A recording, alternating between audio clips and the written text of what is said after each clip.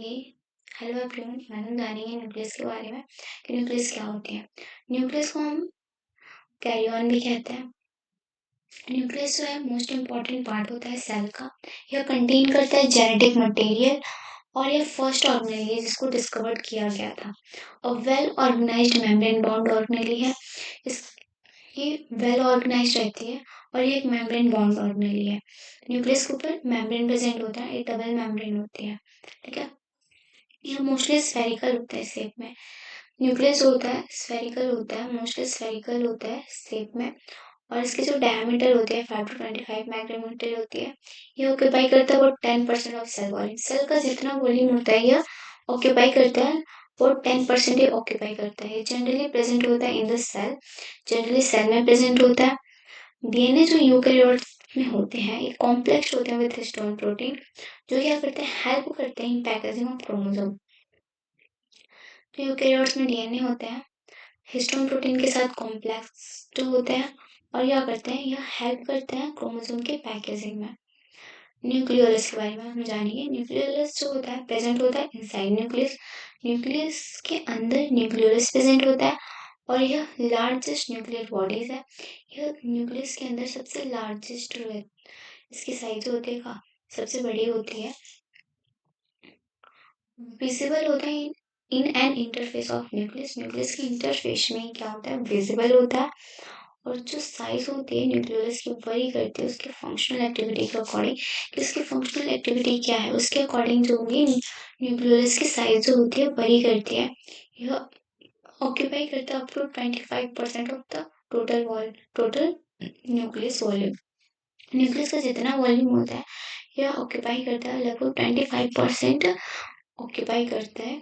और न्यूक्लियोलस से 25% ये ऑक्यूपाई करता है। ड्यूरिंग सेल डिवीजन न्यूक्लियोलस जो होता है डिसअपियर हो जाता है। सेल डिवीजन के दौरान क्या होता है न्यूक्लियोलस डिसअपियर हो जाता है। हम जानेंगे न्यूक्लियर प्लांट्स के बारे में। ये एक सस्पेंशन मीडियम होता है जो क्या करता है सपोर्ट करता है almost all nuclear function. Nuclear के जितने भी फंक्शन होते हैं ये सबको सपोर्ट करते हैं, जैसे कि डीएनए हो, रेप्लिकेशन हो गया, ट्रांसक्रिप्शन हो गया, पोस्ट ट्रांसक्रिप्शनल मॉडिफिकेशन हो गया, और राइबोसोम की बायोजेनेसिस को भी ये क्या करता है सपोर्ट करता है। न्यूक्लियर प्लाज्म के पास न्यूक्लियर प्रोटीन होती है, एंजाइम होती है, आरएनएज होती है, न्यूक्लियोटाइड्स होते हैं, डिसॉल्व्ड आयंस होता है। You also help to maintain the shape and structure of the nucleus. यह हेल्प करता है मेंटेन करने में शेप और structure of the nucleus. Nucleus के स्ट्रक्चर और शेप को क्या करता है मदद स्ट्रक्चर को मेंटेन करके रखता है ये। और यह प्ले करता है vital role in transportation of material. Material को ट्रांसपोर्ट करने में यह वाइटल रोल प्ले करता है। Structure of the nuclear envelope. Nuclear envelope के स्ट्रक्चर के बारे में हम जानेंगे। न्यूक्लियर एनवलप जो होता है यह डबल मेम्ब्रेन होता है।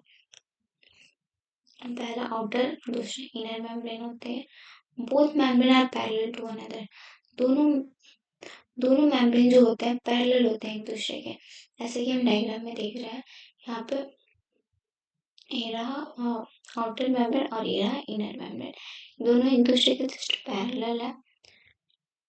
तो यहाँ पे वही बता रहा है कि both membrane are parallel to one another और सेपरेटेड होता है 10 to 15 नैनोमीटर से। आउटर मेम्ब्रेन से स्टार्ट कंटिन्यूअस होता है with endoplasmic reticulum. Outer membrane से एंडोप्लाज्मिक रेटिकुलम स्टार्ट होता है, इसकी फॉर्मेशन स्टार्ट होती है। और इनर मेम्ब्रेन से लेमिना बाइंड होता है वाई इंटीग्रल मेम्ब्रेन प्रोटीन से न्यूक्लियर लेमिना। देखिए जैसे इनर मेम्ब्रेन है ना, इनर मेम्ब्रेन से न्यूक्लियर लेमिना बाइंड होता है इंटीग्रल मेम्ब्रेन प्रोटीन के थ्रू। ये बाइंड होता है न्यूक्लियर लेमिना इनर मेम्ब्रेन से। न्यूक्लियर एनवलप जो होती है बैरियर होती है जो सेपरेट करके रखती है न्यूक्लियस को फ्रॉम साइटोप्लाज्म। ये एक बैरियर की तरह काम करती है, सेपरेट करके रखती है न्यूक्लियस को फ्रॉम साइटोप्लाज्म। साइटोप्लाज्म से न्यूक्लियस को सेपरेट करके रखते हैं। During cell division nuclear envelope disappear हो जाता है। सेल डिवीजन के दौरान न्यूक्लियर एनवलप जो होता है डिसअपियर हो जाता है और रीअपियर होता है at the end of each division cycle.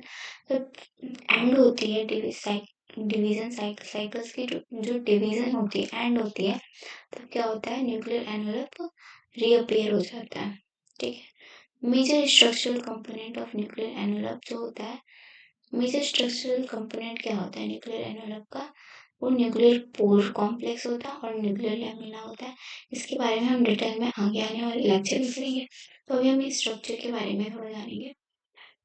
ये रहा न्यूक्लियस, इन न्यूक्लियस का स्ट्रक्चर है। ये रहा इसमें एनवेलप से, इसके न्यूक्लियर एनवेलप ही है, इसमें आउटर मेम्ब्रेन हो गया ये, और ये इनर मेम्ब्रेन हो गया, बीच में क्रोमैटिन फाइबर प्रेजेंट है। ठीक है। और ये रहा न्यूक्लियोप्लाज्म, और ये है न्यूक्लियर पोर कॉम्प्लेक्स, और ये रहे nucleus. Here are the chromatin